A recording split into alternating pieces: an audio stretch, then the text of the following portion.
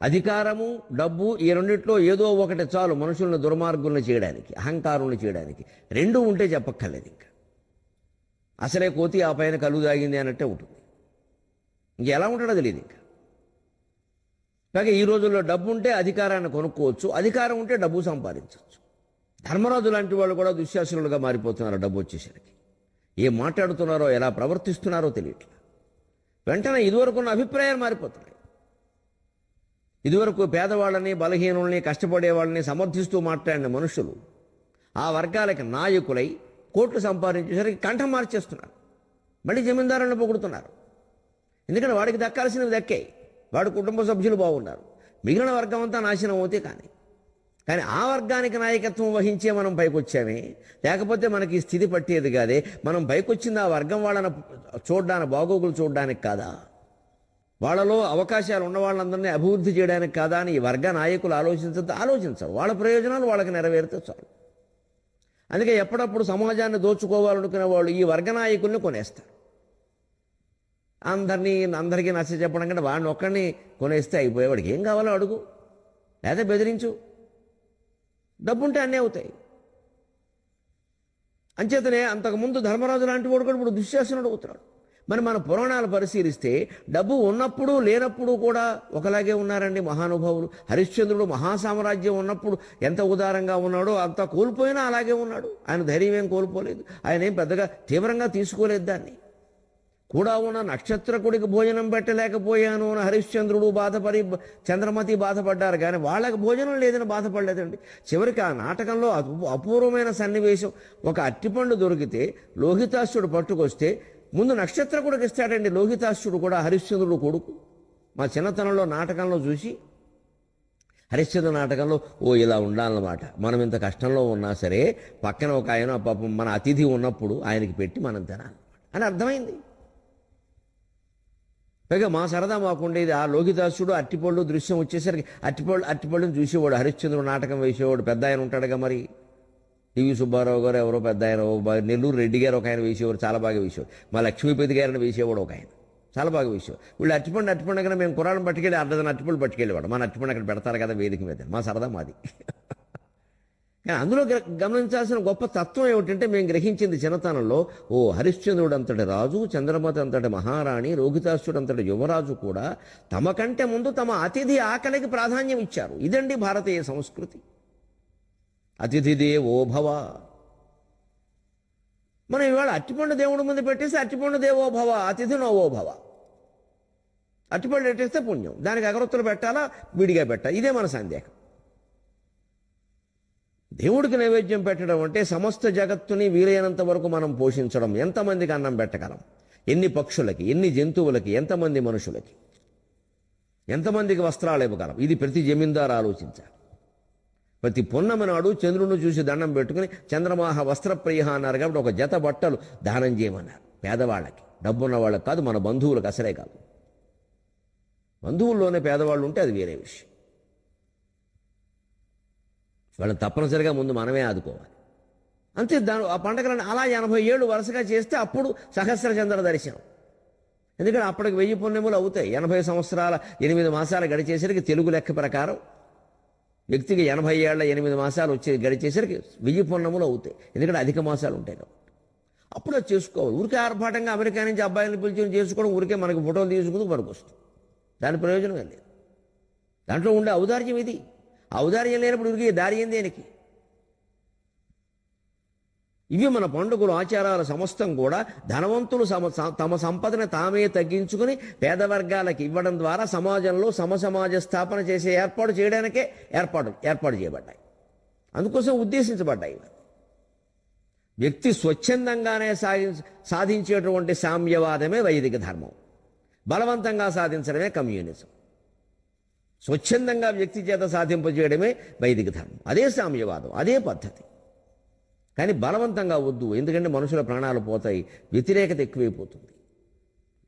సాధ్యమైనంత వరకు భగవంతుడి పేరు మీద, ధర్మం పేరు మీద, పరోపకారం పేరు మీద, మనుషుల్ని కరిగించేటువంటి కావ్య పురాణ ఇతిహాస ప్రవచనాల పేరు మీద డబ్బు ఉన్న వాళ్ళ మనస్సును సరళంగా మార్చి వాళ్ళ సంపదలను వాళ్లే వ్రతాలు, నోములు, పిల్లల పెళ్లిళ్ళు, విందులు, వినోదాలు, పేరంటాలు మొదలైన వాటి పేరు మీద తరిగించేలా చేసుకుని అవి పేద వర్గాల్లోకి వెళ్లేలా చెయ్యాలి. ఆ కాలంలోనే కాదు, ఈ కాలంలో కూడా అత్యంత పేదవర్గం బ్రాహ్మణులే. అందుకని బ్రాహ్మణులకు దానం ఇవ్వమని చెప్పారు. బ్రాహ్మణ పక్షపాతం కాదు అది. ఆ కాలంలో అత్యంత పేదవాళ్ళు బ్రాహ్మణులు. ఎందుకంటే వాళ్ళు ఉండడమే పూరు గుడిసెల్లో ఉండేవారు. ఇప్పటికీ ఏమీ అభివృద్ధి చెందింది ఏం లేదు అని చెప్పాలంటే. ఉన్నా నిలబెట్టుకోవడం కూడా మా వాళ్ళకి తెలియదు. నమ శివాయ. అందుకే చెప్పారండి, లేకపోతే ఏం చెప్పాలా? కేవలం బ్రాహ్మణులకి ఏమని చెప్పాలా, పేదవాళ్ళకి ఏమని చెప్పారు. బేదసాదులకు దాన ధర్మాలు చేయమని పురాణాల్లోనూ చెప్పారు. తద్వారా సమసమాజాన్ని ఆర్థికంగా ఎక్కువ భేదాలు లేకుండా, ఎలాగో కొన్ని భేదాలు ఉంటాయి, అది మరీ ఆ అంతరం మరీ పెరిగిపోకుండా అలా ఎప్పటికప్పుడు సర్దుకుంటూ రండి, స్వచ్ఛందంగానే హాయిగానే, పండగల పేరు మీద, మనస్సంతృప్తి పేరు మీద. అప్పుడు తిరుగుబాట్లు విప్లవాలు ఎందుకుంటాయండి?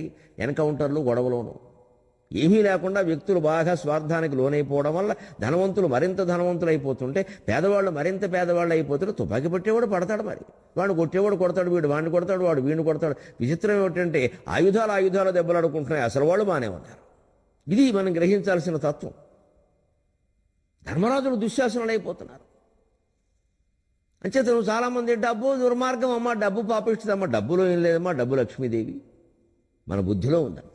మన బుద్ధిని మనం అనుకోవడం ఇష్టం లేక డబ్బునంటాం, జాతకాలను అంటాం, ముహూర్తాలను అంటాం, పొద్దున్నే ఎదురొచ్చిన వాడిని అంటాం, ఎంతమందిని అంటాము. మన పూర్వీకులను అంటాం, చివరికి మన కులాన్ని అంతటినే అంటాం. మా కులం వాళ్ళు అందరూ ఇంతేనండి, దిక్కుమాలిన కులంలో పుట్టాను నేనని వీడే అంటాడు. వీడి బుద్ధిలో తేడా చూసుకోడు. అగో ఆ నిందే మానుకోవాలి. మన బుద్ధిలో తేడా. దానికి కులాన్నంతటిని నిందిస్తే ఉపయోగమే ఉందండి. రవరుడంతటి వాడే అన్నాడు అజ్ఞానంలో పడి, బుద్ధిజాడ్య జనితోన్మాదులు కదా శ్రోత్రియులు అన్నాడు. బ్రాహ్మలందరూ ఇంతే, వేదం చదువుకుంటారు, ఎందుకు పనికిరారు, లోకజ్ఞానం ఉండదు. శుభ్రంగా తీర్థయాత్రలు చేయాలి అంటే సిద్ధుడు ఏదైనా పాదలేపనం పూస్తే అకలంకౌషధ సత్వముందెలియ, నిజంగా ఆ మందు ఎటువంటిదో కనిపెట్టాలని పరీక్ష చేయాలని నాకు అనిపిస్తే ఒక్క పని చేసి ఉండాల్సింది కదా అన్నాడు. అప్పుడు ఒక్క క్షణంలోనే అన్ని పుణ్యక్షేత్రాలు తిరిగేవాడిని కదా అన్నాడు. మనిషి బలహీనుడైనప్పుడు, ఆపదలో ఉన్నప్పుడు ఎంత విచిత్రంగా ప్రవర్తిస్తాడో తెలుస్తుంది చూడండి. ఎవరుడు హిమాలయాలకు వెళ్ళాక పాదలేపనం పోయి కానీ హిమాలయాలకు వెళ్ళాలని కోరుకున్నాడు. పుణ్యక్షేత్రాలు కోరుకోవచ్చుగా, హిమాలయాలు కూడా కొన్ని ఉండొచ్చు, కానీ అక్కడికి వెళ్ళాలని కోరుకున్నాడు. ఆ మంచు ప్రభావం వల్ల మధ్యాహ్నానికి ఆ పాదలేపనం కరిగిపోయింది. అప్పుడు తన బుద్ధిని తాను అనుకోవడం మానేసి ఎవరినంటున్నాడో చూడండి. పెద్దన గారు ఎంత గొప్పగా మనోవిశ్లేషణాత్మకంగా రచించాడు మనుచరిత్రని. అకలంకౌషధ సత్వముందెలియ మాయా ద్వారకావంతి కాశి గయా కురుక్షేత్ర. అకలంకౌషధ సత్వముందెలియ మాయా ద్వారకావంతి కాశి కురుక్షేత్ర గయా ప్రయాగములునే సేవింపక ఉద్దండ గండక వేదండ వరాఘవాఘరిపు ఖడ్గవ్యాఘ్రము. ఉద్దండ గండక వేదండ వరాఘవాఘరిపు ఖడ్గవ్యాఘ్రము. ఇమ్మంచుగొండకు రాజల్లునే, ఇమ్మంచుగొండకు రాజల్లునే బుద్ధిజాడ్యజనితోన్మాదుల్ గదా శ్రోత్రియుల్. బుద్ధిజాడ్యజనితోన్మాదుల్ గదా శ్రోత్రియుల్ అని బ్రాహ్మణులందరినీ తిట్టారండి. కులనింద ఎందుకు? తన అసమర్థతకి. ఒకడు ఇలాగే ఉంటాడు ఎప్పటికీ. మా వాళ్ళందరూ ఇంతేనండి, ఏమిటి మేము ఎంతకంటే అభివృద్ధి అవ్వాలండి, మా ఇంట్లో అందరూ అంతేనండి, ఎవరికి ఏం కలిసి రావట్లేదండి. ఎందుకంటేనండి మా ముత్తాత గారు ఒక ఆయన ఆ శనివారం నాడు పోయేటండి. అప్పటి నుంచి ఎలా ఉంది, వీడి దౌర్భాగ్యానికి వాడిని ఎందుకంటే అనుకోవడం. ముత్తాత గారు శనివారం పోతే వంశం అంతా పాడవుతుందా? మనం చేసే పనులు ఇలాగే ఉంటాయి. మన అసమర్థతను కప్పిపుచ్చుకోవడం, మన ఓటమిని అంగీకరించడం ఇష్టం లేదు, దాన్ని సరిదిద్దుకోవడం అసలే ఇష్టం లేదు. అక్కడి నుంచి బెళ్ళం బిడ్డొచ్చిన వేళ, గొడ్డొచ్చిన వేళ, కొత్త కోళ్ళు అడుగు పెట్టిన వేళ, పెళ్లికి ముహూర్తం పెట్టిన వేళ అందరినీ అనుకోవడం. నిజంగా అంటున్నాడు ప్రభువు, నిజంగా మనందరి మనస్తత్వంతోనే. నాకు పుణ్యక్షేత్ర ఆ పాదలేపం పోయిగానే యాత్రలు చేయాలని ఉంటే మాయా, ద్వారక, అవంతి, కాశీ, కురుక్షేత్ర, గయా, ప్రయాగ ఎన్నున్నాయి, అవన్నీ తిరగచ్చుగా. అక్కడెక్కడ మంచు ఎక్కువ ఉండదు, అందుకని కరగకుండా ఉండేది. మానేసి హిమాలయాలకు వచ్చాను. ఎటువంటిది హిమాలయం? ఉద్దండ గండక వేదండ వరాక వాకరిపు ఖడ్గ వ్యాఘ్రం. ఏముంది ఇక్కడ? గండకే మృగాలు, గవయ మృగాలు, ఈ భయంకరమైన ఏనుగులు, చిరతపూళ్ళు, దున్నపోతులు, ఇవన్నీ కనపడ్డాయా? ఇదివరకేమో మున్ను ముచ్చిచ్చు విరాళి కొన్న చోటు, గిరిజ కళ్యాణంబు జరిగిన చోటు, నారదుడు వీణ మీటిన చోటు అని చెప్పుకున్నాడా? అంటే మన పరిస్థితులు బాగుంటే, మనకు యాత్ర సక్రమంగా జరిగితే ఆ హిమాలయాలన్నీ బాగానే ఉంటాయి. ఏదైనా కొంచెం ఆఫర్ వచ్చేసరికి ఇంత దరిద్ర ప్రదేశం ఇంకోటి లేదండి నేను అంటూనే ఉన్నాను, మా ఆవిడ పట్టెట్టింది, ఆవిడని ఎందుకు అనుకోవడం? ఎలాగో అలా భార్యని అనడం భర్తకి సరదా. ఏదో వంకట్టి తిట్టాలి, వీలైతే వాళ్ళు పుట్టింటి వాళ్ళని కూడా తిట్టాలి. మొత్తం దశ పూర్వేశం దశాపరేషం తిడితే ఈ భర్తగారు అహంకారం నిలబడుతుంది అక్కడ. లేకపోతే ఈ భార్యకి ఏదైనా అనుమానం ఉంటే భర్త సమర్థత మీద, అప్పుడు ఆవిడ ఉంటుంది అన్ని చేతకాల వ్యవహారాలు చేస్తే ఇలాగే ఉంటుంది. కాస్త మంచి మంచి ట్రావెల్స్ చూసి, మంచి ట్రావెల్స్ అంటే పలానా ట్రావెల్స్ దగ్గర మంచి అయిన బ్రాకెట్లో ఉంటుందా? ఏదో ఆవిడకి అనాలని ఉంది భర్తను, అంతే. దొరికిన సమయం ఇలా ఒకళ్ళొకళ్ళు అనుకోవడం కంటే అసలు పరిస్థితి ఏమిటి అనుకోకుండా జరిగింది అది మనం ఊహిస్తామా? కాస్త ఓపిక పడితే దాని నుంచి బయటపడతాం. ఈ లోపు కాస్త చుట్టుపక్కల తిరుగుదాం, చెట్టపట్టాలు పట్టుకుని హాయిగా చుట్టూ తిరుగుతూ ఉంటే ఆ అనుకోని ప్రదేశాల్లో, కొత్త ప్రదేశాలు కూడా ఉచితంగా చూస్తాం, ఏ టికెట్లు లేకుండా.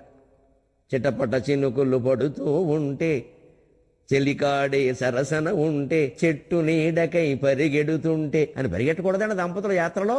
ఏమైనా అయిపోయిందా? ఈలోపేమైనా బస్సు పారిపోయిందా? అది కొత్త ప్రదేశాన్ని చూడడం ఎంత అదృష్టం. ఆ కొండల్లో గుట్టల్లో సరదాగా అలాంటి ఆలోచన మనకి రాదు. ఒకళ్ళొకళ్ళు తిట్టుకుంటూ కూర్చుంటాం. ఇదే జీవితం. నవజీవనాన్ని వేదం చేసుకోవాలంటే మన ఆలోచనలు మార్చుకోవాలండి. ఆ పరిస్థితులే మారవండి. మారగలిగింది మన మనస్సు, మారవలసింది మన మనస్సు, మార్చుకోవలసింది మన మనస్సు. అది మన చేతుల్లో ఉంది.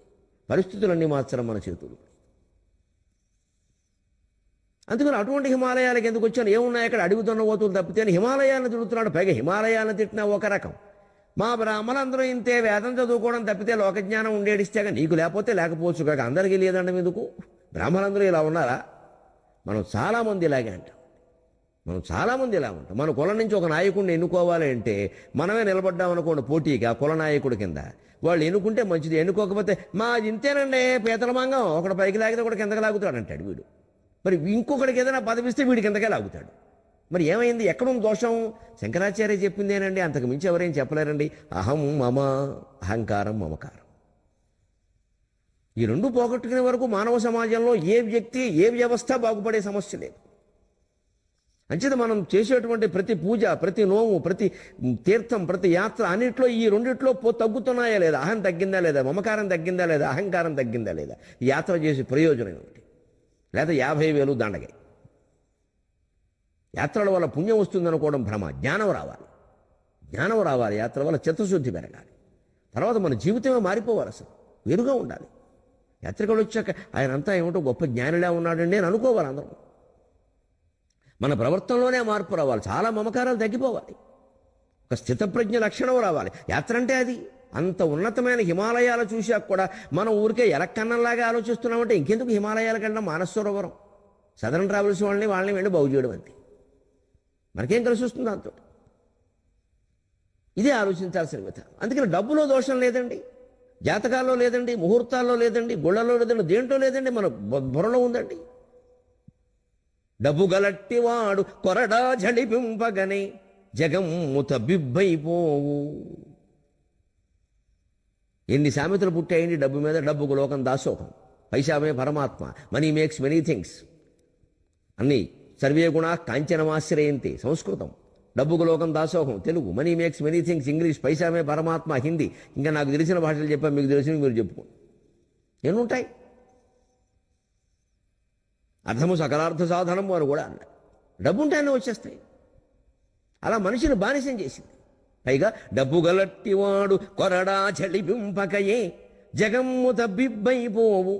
వాని పెదవిన్ కనిపించిన అక్షరములు, వాని పెదవిన్ కనిపించిన అక్షరములు అబ్బొబ్బు త్రిశూల శాసనములు. వాని పెదవిన్ కనిపించిన అక్షరములు అబ్బొబ్బు త్రిశూల శాసనములు. అందవు వాని మనఃప్రణాళికల్, అందవు వాని మనఃప్రణాళికల్. డబ్బొకటున్న చాలు జగడంబులు జబ్బులు ఇకేమి కావలెన్. డబ్బొకటున్న చాలు జగడంబులు జబ్బులు ఇకేమి కావలెన్. డబ్బొకటున్న చాలు. ఎంత చిత్రంగా చెబుతుందో తరంగం చూడండి. ఇవాళ వాస్తవంగా జరుగుతున్న విషయాలు. డబ్బు ఉంటే చాలండి, ఇంకేం అక్కర్లా. డబ్బు గలట్టివాడు కొరడా జడిపింపకయే జగమ్ము తబ్బిబ్బైపోవు. 100 కోట్లు సంపాదించిన వాళ్ళు ఉంటారే లోకంలో, వాళ్ళు బెదిరించక్కర్లేదండి. అసలు కిరీగంటితో ఇలా చూసి అయ్యగారి కోపం వచ్చింది, ఇంకా కొరడా జడిపించలేదండి, జడిపింపకయే అంటున్నాడు కవి ఇక్కడ. జడిపించినచో కాదు, జడిపించినచో అన్న పద్యం బాగానే ఉంటుంది, గణభంగం ఏమి రాదు, కానీ జడిపింపకయే. డబ్బు ఉన్నవాడికి అంత భయపడతాం మనం. ఆయన పెద్ద ఇండస్ట్రియలిస్ట్ అండి. ఏమిటి ఇండస్ట్రియలిస్ట్? ఇండస్ట్రియలిస్ట్ అంటే శ్రమ పడేవాడు, పెట్టుబడి పెట్టేవాడు కాదు. ఇండస్ట్రీ అంటే శ్రమ.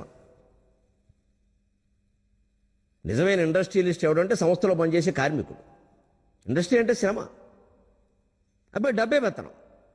అందుకే అందరూ డబ్బు పొందాలని చూస్తారు, కష్టపడాలని చూడట్లా. ఆ డబ్బే ఎలా వస్తుంది? ఏ స్తోత్రం చదివితే వస్తుంది. ఈ మధ్యన అదొకటి పట్టుకుంది బాగా. ఏ స్తోత్రం చదివితే వస్తుంది, ఎలా కూర్చుని చదివితే వస్తుంది. పట్టు చీర కట్టుకోవాలంటారా, మామూలు చీర కట్టుకోవచ్చు. నీ చీరను బట్టి ఇస్తుందామా అమ్మవారు డబ్బులు? అర్థం లేని మాట. చిత్తశుద్ధి ప్రధానం అంటే అదేమిటండి? దాని వర్ణక్రమం మనకు తెలిస్తే కదా. చకార ఇకారముల చి, తకార ద్వై అకారముల తా, శవర్ణ ఉకారముల షు, ధకార ద్వై ఎకారముల ధీ. అబ్బాయి అవన్నీ తెలియవండి. చిత్తశుద్ధి అవి మనకెందుకు? అదేంటండి చిత్తశుద్ధి? మనకెందుకండి? ఏ చీర కట్టుకోవాలో చెప్పండి, ఏ సమయంలో చదవాలో చెప్పండి, ఎవరి చేతి చదివించాలో చెప్పండి, అగరొత్తులు ఎన్ని పెట్టాలో పెట్టండి, నైవేద్యం ఏం పెట్టాలో చెప్పండి, లక్ష్మీదేవికి ఏ పరమానం ఇష్టమో చెప్పండి. ఇంతే. మాకు డబ్బు కావాలి. లేదమ్మా నువ్వు డబ్బు ఆశించకుండా ఉండడమే ఆవిడకి కావాలి, అలా అయితే ఎలా కుదురుతుందండి? అంతే లెక్క. అప్పుడు మా ప్రవచనాలు పనికిరావు. అసలు సంపాదన మీద అంత ఆశ ఎందుకు? ఆశ తగ్గించుకుందామంటే అలాంటివి చెప్పితే ఎలాగంటే? డబ్బు ఎలా వస్తుందో చెప్పాలి కానీ. అది పాపం తప్పుడు మార్గమైనా పర్వాలేదు, మనకు వచ్చేస్తే చాలు. పోనీ పేదరికంలో ఉన్నవాళ్ళు, బాగా అప్పుల్లో మునిగిపోయిన వాళ్ళు కోరుకుంటే అది వేరే విషయం. ఉన్నవాళ్లే కోరతారు విచిత్రంగా. కోట్లు మూలుగుతున్న వాళ్ళు ఇంకా కనకధార చదవండి, మా తరఫున మీరు చదవండి. ఏమిటండి అర్థం లేని మాట? వాళ్ళ కోసం ఆ కనకధార. శంకరాచార్య స్వామి ఎక్కడ కురిపించారండి కనకధారను? ఒక పేదరాలి ఇంట్లోనమ్మ చినిగిపోయిన చీర కట్టుకున్న ఇల్లాలకి డబ్బిమ్మని అడిగాడు, కానీ కోట్లు ఉన్నవాడికి డబ్బిమ్మని శంకరాచార్య అడగలేదమ్మా. డబ్బు ఉన్నవాళ్ళు ఆ స్తోత్రం చదివితే పని చేయదండి. నేను మొహమాటం లేకుండా చెబుతున్నా, పేదవాడు చదివితేనే పని చేస్తుంది. శంకరాచార్య స్వామి పేదవాడు, ఆయన పేదవాళ్ళ కోసమే ఆ స్తోత్రం రచించాడు. పేద ఇల్లాలకే లక్ష్మీదేవి డబ్బు ఇచ్చింది. డబ్బు ఉన్నవాళ్ళు డబ్బు అడిగితే జబ్బు ఇస్తుంది లక్ష్మీదేవి, డబ్బు ఇవ్వదు. డబ్బున్న వాళ్ళు దానం చేయడానికి వీలైన స్తోత్రాలు చదువుకోండి, ఎలా డబ్బు తరగాలో నేర్చుకోండి. ఇంకా డబ్బున్న వాడికి ఇంకా కావాలి. ఇంకా కళకళ ఆడిపోయి దీపాలు ఎట్టేస్తే లక్ష్మీదేవి, దీపాలు ఎడితే వచ్చేది కరెంటు బిల్లు వస్తుందమ్మా, లక్ష్మీదేవి రాదు. దీపాలు బాగా పడితే లైట్లన్నీ పడితే కరెంటు బిల్లు వస్తుంది, లక్ష్మీదేవి రాదు. దానికిగా దేవతలు వచ్చేది. దీపాలకి నూనెలకి పట్టు చీరలకి భ్రమపడి దేవతలు వస్తారనుకోవడం భ్రమ. అజ్ఞానంలో ముంచుతున్నారు కావాలనే కొంతమంది. ఎందుకంటే వాళ్ళ వ్యాపారాలు బాగా నడుస్తాయి. ఆ రోజు గుళ్ళోకి బ్రహ్మాండంగా వచ్చేస్తారు, కాళ్ళకడ్డంగా పెట్టేస్తారు దీపాలు. కార్తీక మాసంలో గుళ్ళోకి వెళ్ళాలంటే భయంగా ఉంది, కాళ్ళకడ్డంగా దీపాలు పెట్టేస్తారు. ఇదివరకు ఎక్కడైనా శివాలయం ఉంటే, మా ఊళ్ళో ఉండేది శివాలయంలో చక్కగా పెట్టేవారు. శివుడు మందిరం ముందు, ఆ గర్భగుడి ముందు ఒక్క ద్వారం, మూడు వేపుల కింద పెట్టరుగా, అమ్మవారి గుడి దగ్గర పక్కన సుబ్రహ్మణ్య స్వామి ఉండేది, అక్కడ ఒకటి అంతే. ఆ మూడు చూసి దండం పెట్టుకునే వాళ్ళం చక్కగాను. త్రిగుణాలని దగ్ధం చేసి గుణాతీతంగా ఎదిగినంత ఆనందం కలిగేది మా ఊరు గుళ్ళో మాకు. ఇవాళ అదే గుళ్ళల్లో కార్తీక మాసం పేరు మీద దారికి అడ్డంగా, వారికి అడ్డంగా, వీరికి అడ్డంగా మొత్తం దీపాలే. ఎందుకంటే మొక్కుబళ్ళు. నేను 1000 పెడతాననుకున్నా, నేను 100 పెడతామనుకున్నా, పెట్టేయడమే. ఇంక ప్రదక్షిణం చేసేవాళ్ళు ఎక్కడ చేయాలి? కూర్చునేవాళ్ళు ఎక్కడ కూర్చోవాలి? ఏదైనా ప్రమాదం జరిగితే బాధ్యులు ఎవరు? దేవుణ్ణి అనుకుంటాం మనం. అస్సలు భగవత్ తత్వాన్ని అర్థం చేసుకుందామనే ఆలోచన లేదండి. భగవంతుడిని వస్తువులతోటి, డబ్బుతోటి, ఆర్భాటాలతోటి కొనేద్దామని అంత అమాయకుడు కింద కనపడుతున్నాడు భగవంతుడు మనకి. నాకు అది ఆశ్చర్యంగా ఉంటుంది. భగవంతుడిని అమాయకుడు అనుకుంటున్నారు ఏంటి వీళ్ళెంత అమాయకులు? ఇంత మాయలో మన పడేస్తున్న భగవంతుడు అమాయకుడా? వీళ్ళ డబ్బులకు లొంగుతాడా? వీళ్ళ దీపాలకి, వీళ్ళ స్నానాలకి, వీళ్ళ నూనెలకి, అందులో ఈ నూనె పైగా ఇంకా విచిత్రం. ఈ మధ్యన ప్రకటన చూసి ఆశ్చర్యపోయా. వినాయకుడు కటాక్షానకో నూనెట, లక్ష్మీదేవి కటాక్షానకో నూనెట, ఆంజనేయ స్వామి కటాక్షానకో నూనెట. ఇన్ని నూనెలు ఉంటాయా? మొత్తం కలిపి ఆమోదమేగా అమ్మేది. ఎందుకంటే ఆయా దేవతలు పెరిగిన కొద్దీ ఆయా నూనెలు పెరుగుతాయి, ఆయా వ్యాపారాలు పెరుగుతాయి. ఇంకా గయా అజ్ఞానం నుంచి బయటపడాలని అందుకే నవజీవన వేదం.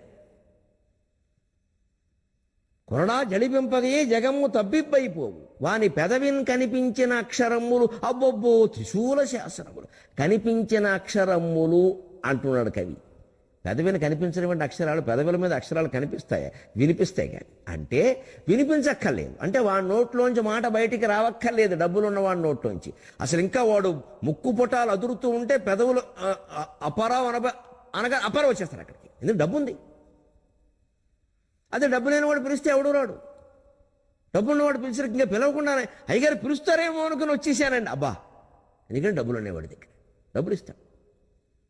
అదే పెదవిని కనిపించిన అక్షరములు, అబ్బొబ్బో త్రిశూల శాసనం, త్రిశూలాన్ని ధరించినటువంటి పాలాక్షుడి శాసనం కూడా ఎక్కడైనా దెబ్బతింటుందేమో మనకి తెలియదు, కానీ వీడి శాసనం దెబ్బతిందండి. వీడి శాసనం ప్రకారం ప్రభుత్వాలు నడుస్తాయండి. వీళ్ళ ప్రభుత్వాలు ఏమిటండి, సర్వసంగ పరిత్యాగులైన సన్యాసులు డబ్బుకు లొంగిపోతున్నారు. డబ్బున్న వాళ్ళని చుట్టూ తిప్పుకుంటున్నారు, డబ్బున్న వాళ్ళ చుట్టూ వీళ్ళు తిరుగుతున్నారు. ఆశ్చర్యకరంగా ఉంటుంది. ఏమన్నా అంటే సామాజిక సేవ చేస్తాం, మేము బళ్ళు పెడుతున్నాం, బళ్ళు నిదానికండి. నేను మొహమాటం లేకుండా చెబుతున్నా, సన్యాసి అయిన వాడు, పీఠాధిపతి అయిన వాడు విద్యా సంస్థలు పెట్టకూడదండి, అనవసరం అండి. వారి భక్తులు, వారి శిష్యులు ప్రభుత్వ విద్యా సంస్థలో పనిచేస్తున్నారు కదండి, వారు సక్రమంగా పనిచేసేలా జ్ఞానబోధ చేయమనండి, బ్రహ్మాండంగా పనిచేస్తారు. ప్రభుత్వ విద్యా సంస్థలు బాగుంటాయి. ఇవాళ ఉభయ రాష్ట్రాల్లో ప్రభుత్వ విద్యా సంస్థల్లో భవనాలు లేవు, ఒకటి పోసుకుందుకు చోటు లేదండి. మగపిల్లలు కాదు, ఆడపిల్లలు ఎంత ఇబ్బంది పడిపోతున్నారండి. మాస్టర్లు కూడా జీతాలు ఇచ్చి పాఠాలు చెప్పమనగానే సరిపోయిందా, ఇంకేం అక్కర్లేదా? కూర్చుందుకు బల్లలు లేవు, అనారోగ్యాలు, ఆడుకుందుకు స్థలం లేదు. ఇవన్నీ కల్పించవచ్చుగా భక్తుల చేత. మీరు ఆ పాఠశాలకు చేయండి, మీరు ఆ పాఠశాలకు చేయండి. అది మానేసి మొత్తం మన దగ్గర మొత్తం పీఠం పెట్టి, సంస్థలు పెట్టి, ట్రస్టులు పెట్టి మన దగ్గర వేల కోట్లు పోగుబడేలా చేస్తే ఈ వ్యాపార సామ్రాజ్యాలు, ఈ సర్వసంగ పరిత్యాగ మనసును ఏం చేస్తాయి? కలుషితం చెయ్యవా? ఖచ్చితంగా చేస్తాయి. మనమే వశిష్ఠ మహర్షి ఇక్కడ, ఆయన చుట్టూ ఎప్పుడు లేవే. వశిష్ఠ మహర్షి చుట్టూ ఏమీ లేవండి. వశిష్ఠ పబ్లిక్ స్కూల్ పెట్టలేదు వశిష్ఠుడు, వశిష్ఠ ఆసుపత్రిని పెట్టలేదు. సేవా సంస్థలు పెట్టడం కాదు సర్వసంగ పరిత్యాగులు, పరమహంస పరివ్రాజకాచార్యులు, పీఠాధిపతులు చేయవలసిన పని. ప్రవచనకర్తలు ముఖ్యంగా ఇప్పుడు వాళ్ళకు కూడా చెప్పవలసి వస్తుంది, ఎందుకంటే ప్రవచనకర్తలు కూడా మొదలెట్టారు. పీఠాలు, గుళ్ళు, ట్రస్టులు. ప్రవచనకర్త అయినవాడు ప్రవచనం చెప్పాలి అంతవరకు. తన చుట్టూ ఒక్కడిని చేరనీయకూడదు, ఒక్కడిని, భార్యా పిల్లలు తప్ప, వాళ్ళే ఎక్కువ. తప్పదు, బంధం కాబట్టి అంతే. ఎవరిని చేరనీయకూడదు. చేరారంటే అయిపోయినట్టే, భ్రష్టు. వెంటనే డబ్బులు వచ్చి పడిపోతాయి, ఇంకంతే అవసరాలు వచ్చి పడిపోతాయి, ఆర్భాటాలు వచ్చి పడిపోతాయి. ఇంకా ప్రవచనం ఎందుకంటే డబ్బులు సంపాదించడానికి. పుస్తకాల రేట్లు పెంచాయి, సీడీల రేట్లు పెంచాయి, అన్ని రేట్లు పెంచాయి. ఇదివరకు ఉచితంగా ఇచ్చినవన్నీ ఇప్పుడు రేట్లు పెరిగిపోతాయి, మొత్తం డబ్బు చేరిపోతుంది. అక్కడి నుంచి ఈ డబ్బులోని బ్లాక్ మనీ అవుతుంది. అవ్వకుండా ఉండడం కోసం ఏదో బడి పెట్టాం, గుడి పెట్టాం, దడి పెట్టాం అంటారు. అక్కడ మళ్ళీ అక్కడ చూపిస్తారు, అక్కడ మళ్ళీ మాయలు జరిగిపోతాయి. చివరికి మోసంలో పడతాడు. ఈయన భక్తి, ఈయన జ్ఞానం అంతా ఏమైందో తెలియదు. చివరికి ఆయనకే ఒక దురవస్థ వస్తే, ఆయన కాపాడుకోలేని పరిస్థితి వస్తే, ఇంతకాలం ఇంత జ్ఞానబోధ చేసేవాడు ఈయన ఎవరు కాపాడలేదు ఏమిటనే అనుమానం వచ్చి మొత్తం దేవుడి మీద అనుమానం వస్తుంది. హిందూ ధర్మం దెబ్బతింటుంది. ఎన్ని అంశాలు ఉన్నాయండి ఆలోచించాల్సినవి. అందుకని భాగవతం ఏకాదశ స్కంధంలో చెబుతారు, ప్రవచనకర్తలు కానీ, పీఠాధిపతులు కానీ, పరమహంస పరివ్రాజక ఆచార్యులు కానీ, సన్యాసులు కానీ ఎలా ఉండాలి. జ్ఞానబోధ చెయ్యడం వరకే మన పని. దానివల్ల ప్రభావితులై ఆయా రంగాల్లో పనిచేసేవాడు సక్రమంగా పనిచేస్తే ప్రభుత్వ పాఠశాలలోనే అందరూ చదువుకోవచ్చు. ఇవాళ మధ్యాహ్న భోజనాలు పెడుతుంటే వాళ్ళు అప్పులు చేసి పెడుతున్నారండి పెట్టేవాళ్ళు. వాళ్ళు మధ్యతరగతి కాదు, ఇంకా కింద తరగతి వాళ్ళు పెడుతున్నారండి. వాళ్ళు అప్పులు పాలైపోయారు. 2,5 లక్షలు 3,5 లక్షలు అప్పులు చేస్తున్నారు వాళ్ళు. అవి చూసుకోవాలి. అవన్నీ ప్రభుత్వం పెద్దల చేత జరిపించాలి. మనకు పలుకుబడి ఉంటే, ఈ పీఠాధిపతులకు పలుకుబడి ఉంటే ప్రభుత్వం పెద్దల దగ్గర అవి చేయించాలి. సక్రమంగా అన్నీ నడిచేలాగా బడులు అన్నీ సక్రమంగా నిర్వహణ బాగుండేలా చేయించాలి మన జ్ఞాన ప్రబోధం కారణం. కానీ మనం ప్రత్యామ్నాయంగా మనమే పెట్టడం మొదలు పెడితే మరో వ్యవస్థను స్థాపించడం, ఆ వ్యవస్థ మూలపడిపోవడం, అక్కడ జరిగే అవినీతి ఇక్కడ జరగడం తప్పితే ప్రయోజనం.